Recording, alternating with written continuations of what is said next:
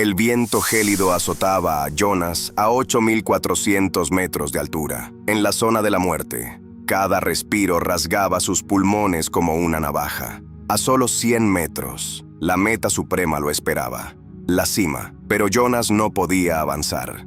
Su mochila era un peso descomunal y opresivo. Sus brazos estaban entumecidos y sus dedos inertes dentro de los guantes. Solo 2 metros lo separaban de la seguridad, pero la mochila lo arrastraba implacablemente hacia el vacío. Cada centímetro era una tortura. Su voz se perdía en el aullido del viento. Una voz interior le suplicaba: déjala ir, suelta la carga y sube. Pero el coraje le fallaba. Sus dedos temblorosos rozaron la hebilla, pero se congeló. No podía decidir. El tiempo se agotaba y la montaña no perdona. Pero le faltaba el coraje necesario para actuar.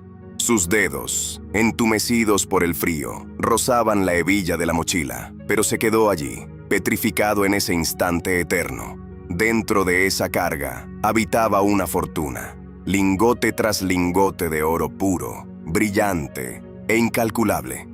Era el fruto amargo de 15 largos años de sacrificio absoluto.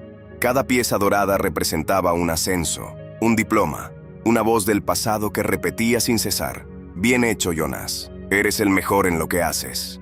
No podía romper ese hechizo hipnótico. Con las manos trémulas por el pánico, simplemente no lograba desabrochar la hebilla que lo ataba al pasado. Su interior le gritaba con desesperación: si la sueltas ahora, ¿para qué has vivido todos estos años? ¿Acaso todo será en vano? Esta bolsa es tu vida entera, es toda tu identidad, el oro o su propia vida. De pronto, una gota de hielo cayó sobre su cuello, recordándole con crueldad la fría realidad de la muerte. Tenía que elegir ahora mismo, antes de que la montaña se lo llevara todo.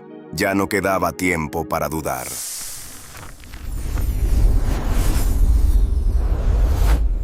Bienvenidos. Esto es Loto Azul. Hoy vamos a dialogar con ustedes sobre un tema sumamente crítico. ¿Por qué eres incapaz de sostener algo nuevo cuando tienes las manos llenas? Y lo que es aún más importante, ¿por qué las cosas que consideras más valiosas resultan ser, en ocasiones, las cargas que más te retrasan y te frenan? La historia de Jonas, en realidad, no es únicamente suya, sino que es la historia de todos y cada uno de nosotros. ¿Ubican esa bolsa repleta de oro? Esa es, en el fondo, aquella carrera a la que le entregaste años de tu vida, esa relación insípida y vacía, esa identidad que construiste con tanto esfuerzo, todo aquello que ya no te impulsa hacia la cumbre, sino que, por el contrario, arrastra tu calidad de vida hacia el abismo. Si ya han tomado su té o su café, comencemos. Jonas, desde siempre, había llevado el alma de un escalador. Sin embargo, era distinto a los demás alpinistas. Ellos escalaban impulsados por el amor de alcanzar la cima, mientras que Jonas escalaba para demostrar su propia valía. El motivo de su esfuerzo era diametralmente opuesto. Apenas tenía 23 años cuando arrojó el primer lingote de oro dentro de su mochila. El primer paso de todo su calvario se dio en aquel preciso instante. Acababa de graduarse de la universidad y había conseguido su primer empleo, una corporación colosal, un puesto de inmenso prestigio. Al ver su primer cheque de pago, los ojos de su padre se habían llenado de lágrimas de profunda emoción. Estaba orgulloso de su hijo. «Lo lograste, hijo mío», le había dicho. «Ahora eres un hombre de verdad». Esa misma noche, Jonas notó un peso pequeño pero perceptible, un ligero dolor punzante en la espalda. Era un peso imaginario, por supuesto, pero en su interior albergaba una pieza de oro, brillante, valiosa y sumamente real. La primera pieza tangible de su éxito. Los años transcurrieron inexorablemente. Cada ascenso significaba un nuevo lingote de oro. Cada proyecto culminado era un nuevo lastre añadido a la bolsa. Cada vez que su jefe le decía: «Eres indispensable, Jonas», se sumaba un lingote más. Sus emociones se volvían cada vez más complejas y enmarañadas. La mochila se hinchó, se llenó hasta el tope y se volvió cada vez más pesada. Pero el verdadero problema radicaba en esto. Jonas amaba profundamente estas piezas de oro. Les dedicaba horas de su día, todos los santos días de su vida. Las cargaba con un orgullo desmedido. En sus fotografías de perfil de LinkedIn, ahora se erguía como un hombre que había triunfado, que estaba seguro de sí mismo y que había obtenido exactamente lo que anhelaba. Su círculo social lo ovacionaba. Jonas, la vida es hermosa para ti. Lo tienes absolutamente todo. Conseguiste lo que querías. Ojalá pudiéramos ser como tú. Sin embargo, en lo más profundo de su ser, en lo más recóndito de su alma, Jonas se estaba asfixiando porque un día, una pregunta venenosa se instaló en su mente. Pero, ¿acaso sé lo que realmente quiero? ¿Verdaderamente deseaba todas estas malditas cosas que estoy haciendo en este momento? Pensaba en ello durante las madrugadas, acostado en su cama, con la mirada perdida en el techo. ¿Qué era aquello que verdaderamente encendía su espíritu? Las montañas. Las montañas lo hacían vibrar, pero las montañas de verdad. No solo aquellas escaladas de aficionado que realizaba los fines de semana. Esa cumbre verdaderamente gratificante que habitaba en sus sueños. Esa cima salvaje, peligrosa y que todos tildaban de imposible. Pero, ¿cómo iba a lograr ir hacia allá? Su bolsa estaba tan increíblemente llena. Poseía un trabajo seguro, una rutina de vida metódica, un salario envidiable y prestigio social. ¿Acaso iba a dejar todas estas certezas atrás para dirigirse hacia las montañas? Todo el mundo le advertía: no te atrevas a cometer semejante estupidez. Siquiera pensarlo es ridículo. Se veía sometido a palabras denigrantes como: ¿acaso has perdido el juicio, Jonas? ¿Vas a abandonarlo todo a tu edad para convertirte en montañista? No estás bien. Creo que deberías ir a ver a un médico. Pero esa voz en el interior de Jonas se negaba a silenciarse. La cima le susurraba incesantemente: tu verdadero lugar es esa cima. Deja de engañarte a ti mismo. Y justo aquí, justo ahora, en la ladera helada de esa montaña real, a escasos 100 metros por debajo de la cumbre verdadera, Jonas había comprendido la amarga verdad. Esa vida segura, aquellos aplausos, todo lo que en su vida era catalogado como bueno, todo ello era tan precioso como el oro para él, pero no le servían de absoluta ayuda mientras escalaba. Muy por el contrario, la bolsa entera lo estaba arrastrando directamente hacia las profundidades. Le era imposible respirar, no únicamente por la extrema delgadez del aire, sino porque el peso aplastante de la bolsa estaba comprimiendo sus pulmones. Cada bocanada de aire que lograba dar se había convertido en una lucha titánica. Jonas se había refugiado en la hendidura de una roca y había cerrado los ojos. Solo un minuto, se repetía a sí mismo. Déjame descansar tan solo un minuto. Pero no existía la más mínima oportunidad de descansar, porque aquí, a 8.400 metros de altura, detenerse significaba perecer. Su cuerpo suplicaba oxígeno a cada segundo. Su cerebro se nublaba por la confusión y había comenzado a experimentar alucinaciones.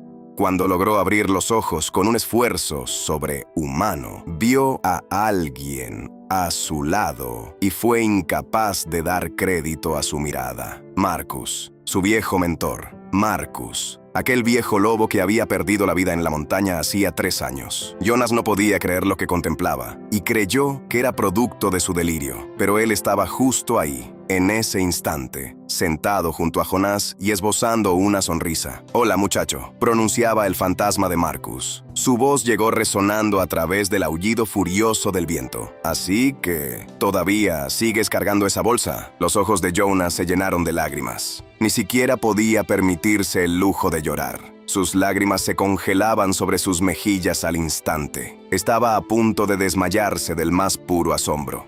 «No puedo arrojarla, Marcus», susurra con voz quebrada. Estas cosas demuestran quién soy. Hubo un propósito y un sentido en recolectarlas. Ellas me hacen ser yo. Esta es la identidad que he forjado con mis propias manos hasta el día de hoy». Marcus niega lentamente con la cabeza de un lado a otro y, con una sonrisa, le dice: «Ya sabes lo que dicen, Jonas. Los barcos están a salvo en el puerto, pero los barcos no son construidos para quedarse aguardando en el puerto. Poseen un propósito muy distinto». Jonas se resistía a aceptarlo. «Pero esto es oro, Marcus. Oro de verdad. Todos esos años que invertí». La voz de Marcus se tornó severa e implacable. La falacia del costo hundido. Jonas, tú estudiaste economía. Deberías saberlo a la perfección. ¿Lo recuerdas? El costo hundido. Los costos que invertiste en el pasado, los cuales ya jamás podrás recuperar, no deberían afectar en absoluto tus decisiones con respecto a tu futuro. Pero tú te empeñas en invertir únicamente en el pasado. Esas piezas de oro te trajeron hasta las faldas de esta montaña. Es cierto, cumplieron con su labor, pero ahora mismo te están matando. La mente de Jonas se enturbiaba aún más. ¿No lo entiendes? ¿Qué haría yo sin ellas? ¿Quién seré entonces? El fantasma de Marcus soltó una carcajada amarga. Ya olvidaste quién eras sin ese oro, en el preciso instante en que te colgaste esa bolsa a la espalda, hijo. El viento, de súbito, se intensifica con furia. La imagen de Marcus se hizo añicos, desvaneciéndose en medio de la ventisca de nieve. Jonas se quedó completamente solo, una vez más, solo, en el corazón de la tormenta. Y al borde de la decisión más monumental de toda su existencia. Bajó la mirada. El campamento base de la humanidad se lograba vislumbrar a través del espeso manto de nubes. Allá abajo, en aquel refugio seguro, aguardaba té caliente, una cama mullida y la vida que había conocido y vivido hasta ese momento. Perfectamente podía regresar cargando esa bolsa. Al menos lo intenté. Di lo mejor de mí. Se justificaría. Todos lo recibirían con los brazos abiertos y plena comprensión. Al menos lo intentaste, Jonas. Nadie te culpa por ello. No te atormentes. Lo consolarían. Pero entonces, alzó la mirada. La cima se erguía, visible ante él. El punto supremo de todos sus sueños aguardaba justo ahí. El viento soplaba con tal ferocidad que a duras penas lograba distinguir el pico. Y en ese preciso y revelador instante, Jonas al fin lo comprendió. Esta bolsa, este oro, estos logros acumulados, esta identidad que había construido a pulso, ya no representaban una fortuna. Esto era un ancla de oro macizo, un ancla que lo mantenía cautivo en el puerto, reluciente, invaluable, admirada por todos.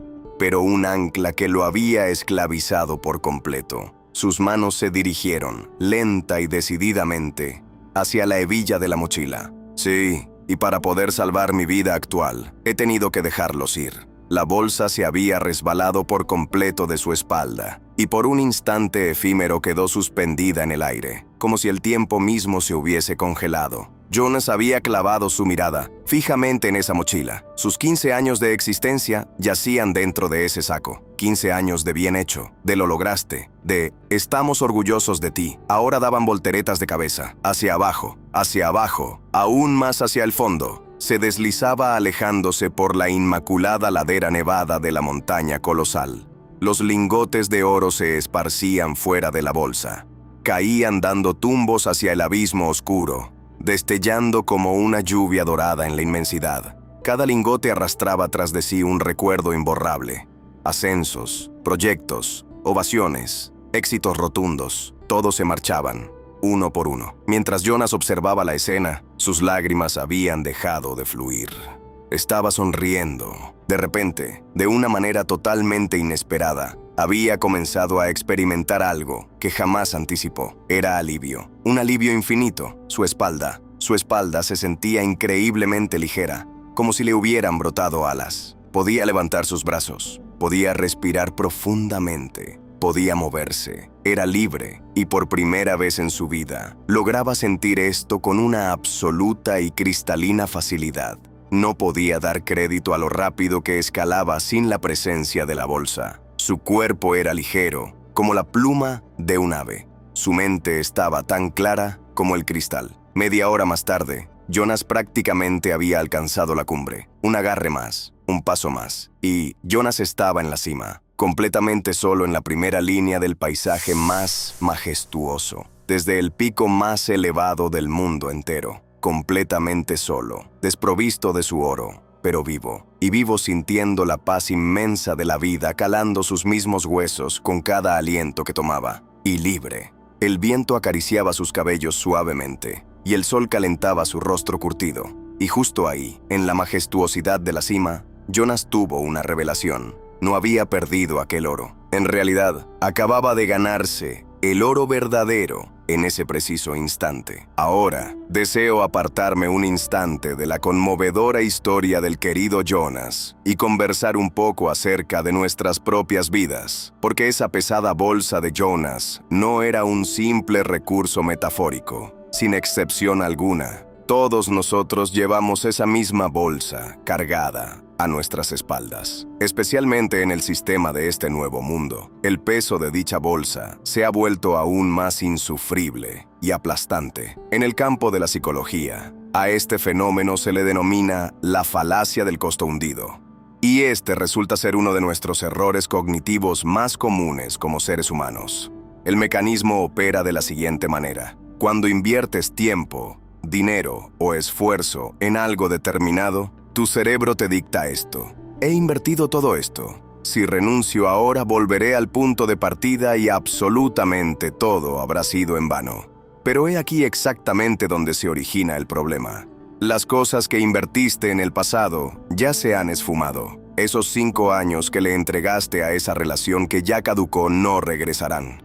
Ya sea que la dejes ir o que continúes mientras te consumes en sufrimiento, el resto de ese tiempo, lamentablemente, no volverá. Y jamás nada volverá a ser como era en aquellos viejos días. Pero ahí vamos. Nos fascina engañarnos a nosotros mismos. Esos 10 años que desperdiciaste en aquel camino profesional equivocado no regresarán jamás. Ya sea que decidas cambiar de profesión o continúes pudriéndote en esa misma oficina, no volverán. Ese proyecto que iniciaste pero del cual no lograste hallar una salida, los meses que vertiste en él no van a regresar. Lo patético de tu estado actual no será suficiente para cambiar todos estos malditos acontecimientos. Pero nosotros, los humanos, nos empeñamos en intentar rescatar estos costos ya hundidos. Quizás mejore, nos repetimos. Quizás ocurra un milagro y mi vida se encamine hacia donde yo deseo. Y terminamos invirtiendo aún más en una inversión que ya está hundida. Gastamos más tiempo, más esfuerzo, más esperanza vana. Los economistas denominan a esto tirar dinero bueno al malo. Yo lo denomino sacrificar una vida viva por el bien de un pasado muerto. Sé perfectamente que suena brutal, pero trabajé en ese lugar durante 10 años, exclamas. Oh, los sacrificios inmensos que hice en esa relación. Casi puedo escucharte decir, he invertido tanto esfuerzo en ese proyecto. Ni siquiera te lo puedes imaginar. Tienes toda la razón. Sé que es sumamente difícil, pero debes formularte a ti mismo esta pregunta ineludible. ¿Acaso las inversiones que realicé en mi pasado deberían impedirme tomar la decisión correcta en este preciso momento? Mira, ¿cometió Jonas un error al recolectar todo ese oro? No.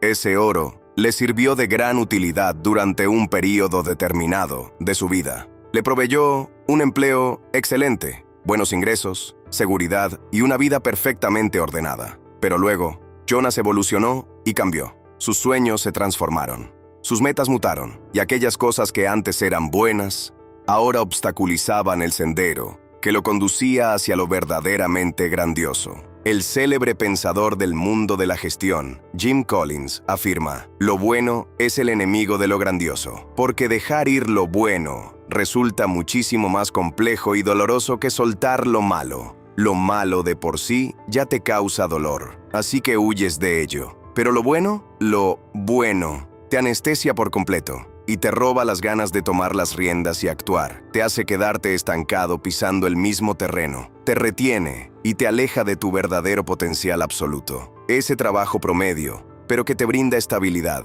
Esa relación libre de discusiones, pero totalmente desprovista de pasión.